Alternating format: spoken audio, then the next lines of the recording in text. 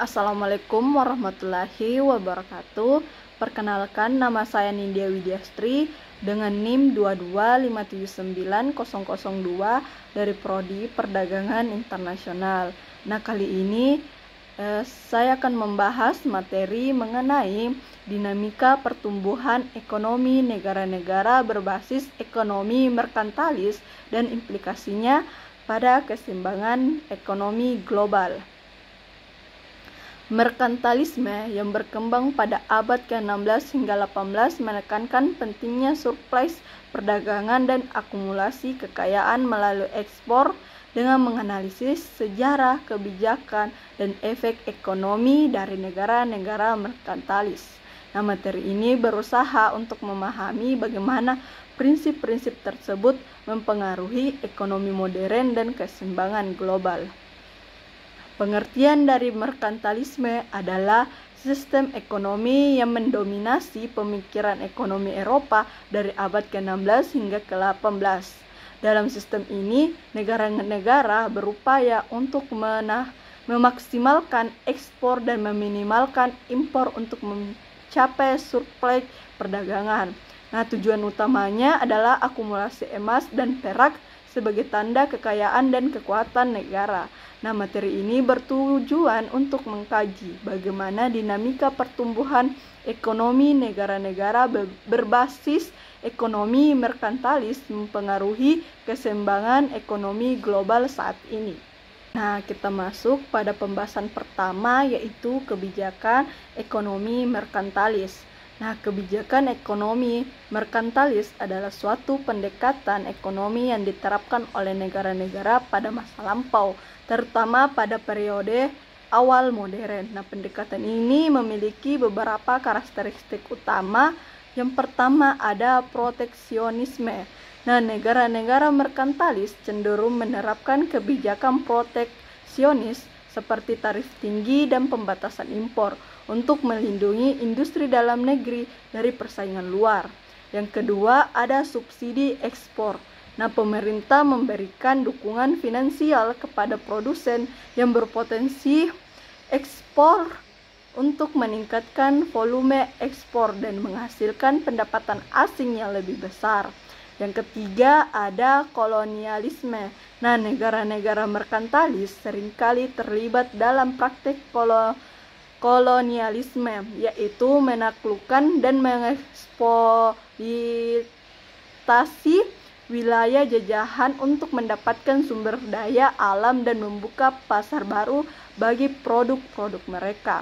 Dan yang keempat ada regulasi ketat. Nah, pemerintah merancang kebijakan ekonomi yang ketat untuk mengendalikan aktivitas ekonomi guna memastikan terciptanya surplus perdagangan, yaitu perbedaan antara ekspor dan impor yang menguntungkan negara. Nah, tujuan utama dari kebijakan ekonomi merkantilis adalah untuk meningkatkan kekayaan dan kekuatan ekonomi negara serta mengamankan posisi dominan dalam perdagangan internasional. Nah, meskipun pendekatan ini memiliki keuntungan dalam jangka pendek seperti meningkatkan akumulasi kekayaan nasional, namun juga memiliki keterbatasan dan dampak negatif dalam jangka panjang. Nah, seperti menyulitkan perdagangan internasional dan menghambat inovasi teknologi. Pembahasan kedua yaitu dinamika pertumbuhan ekonomi. Nah, dinamika pertumbuhan ekonomi dalam konteks merkantilisme adalah suatu proses melibatkan beberapa elemen kunci yang saling terkait untuk mendorong pertumbuhan ekonomi negara-negara yang menganut pendekatan tersebut. Nah, berikut ada penjelasan yang lebih mendalam mengenai dinamika pertumbuhan ekonomi merkantilisme. Yang pertama ada industrialisasi. Nah, salah satu dorongan utama bagi pertumbuhan ekonomi dalam kerangka merkantilisme adalah melalui industrialisasi. Nah, negara-negara merkantilis memberikan perlindungan dan subsidi kepada industri dalam negeri untuk mendorong peningkatan produksi manufaktur. Nah, dengan perlindungan dari persaingan asing dan dukungan finansial, industri dalam negeri dapat berkembang pesat, menciptakan lapangan kerja baru, meningkatkan pendapatan nasional, dan memperkuat struktur ekonomi negara. Yang kedua, ada perdagangan internasional. Nah, ekspansi perdagangan internasional menjadi pilar penting dalam dinamika pertumbuhan ekonomi merkantilisme. Nah, negara-negara merkantilis menerapkan kebijakan kolonialisme dan imperialisme untuk mendapatkan akses ke sumber daya alam yang melimpah di wilayah jajahan mereka. Nah, selain itu, mereka juga membuka jalur perdagangan baru dan meningkatkan ekspor barang-barang manufaktur melalui kebijakan proteksionisme dan subsidi ekspor. Nah, ekspansi perdagangan ini memberikan kesempatan bagi negara-negara merkantilis untuk meningkatkan pendapatan asing, mengakumulasi kekayaan dalam bentuk emas dan perak, dan memperluas jaringan perdagangan mereka di seluruh dunia. Yang ketiga, ada akumulasi kekayaan. Nah, salah satu tujuan utama dari merkantilisme adalah untuk mengumpulkan kekayaan nasional, terutama dalam bentuk cadangan emas dan perak. Nah, melalui kebijakan proteksionisme dan kontrol ketat atas perdagangan, negara-negara merkantilis berusaha untuk menciptakan suplai perdagangan yang konsisten.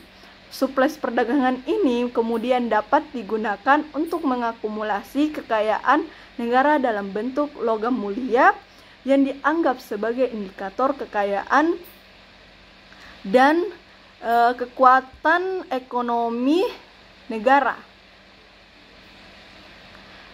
pada masa itu.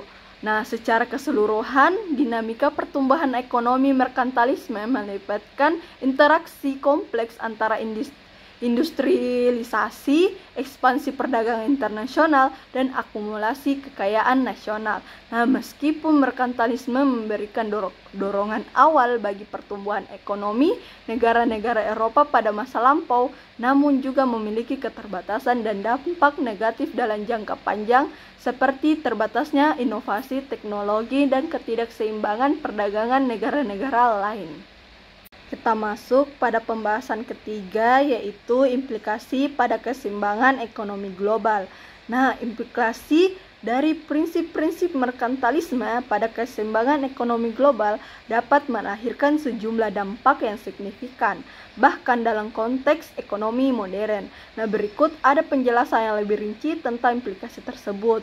Pertama, ada proteksionisme modern. Nah, meskipun merkantilisme tidak lagi diterapkan secara murni, prinsip-prinsipnya masih mempengaruhi kebijakan ekonomi modern. Nah, banyak negara masih menerapkan praktik proteksionisme dengan cara menerapkan tarif tinggi dan pembatasan impor untuk melindungi industri domestik dari persaingan asing. Nah, hal ini dapat mengarah pada terjadinya ketenggangan perdagangan antara negara-negara serta mempengaruhi dinamika perdagangan global. Yang kedua, ada perang dagang.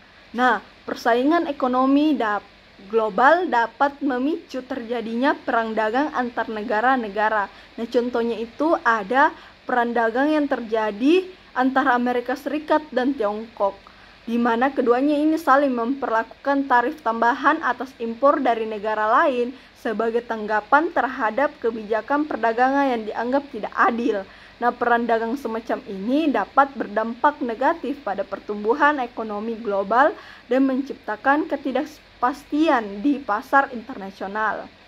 Yang ketiga, ada kesenjangan ekonomi global. Nah, kebijakan ekonomi yang berorientasi pada menciptakan suplai perdagangan dapat menyebabkan terjadinya ketidakseimbangan ekonomi antara negara-negara. Nah, negara-negara yang menerapkan kebijakan ekonomi merkantilis cenderung untuk mencapai suplai perdagangan yang signifikan. Nah, sementara negara-negara lain mungkin mengalami defisit perdagangan kronis. Hal ini dapat menciptakan ketimpangan ekonomi global di mana beberapa negara menjadi lebih kuat secara ekonomi sementara yang lain itu mengalami kesulitan mencapai pertumbuhan yang berkelanjutan. Nah, Nah, secara keseluruhan, prinsip-prinsip merkantilisme dapat memiliki dampak yang lebih signifikan pada keseimbangan ekonomi global. Nah, termasuk dalam bentuk proteksionisme modern, perdagangan, perang dagang, dan kesenjangan ekonomi global.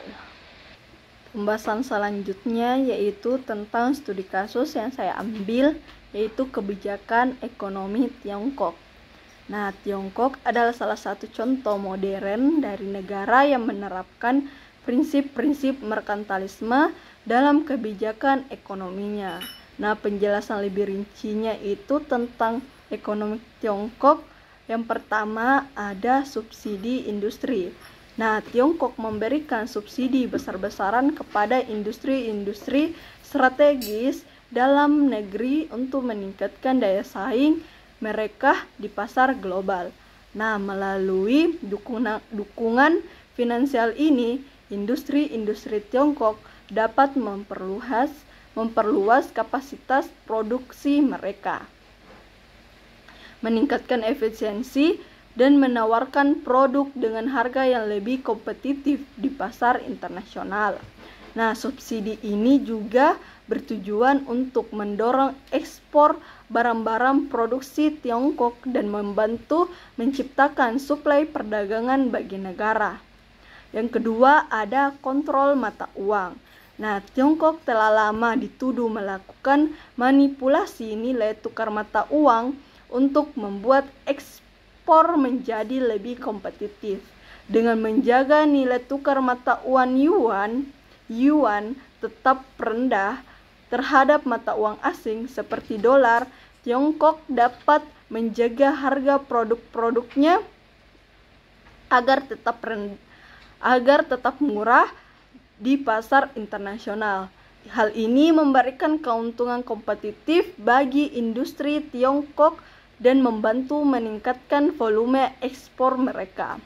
Yang ketiga ada investasi global. Nah, Tiongkok melakukan ekspansi ke pasar global melalui berbagai inisiatif investasi, termasuk BRI. Nah, melalui BRI, Tiongkok menginvestasi dana besar dalam pembangunan infrastruktur di berbagai negara Asia, Afrika, dan Eropa.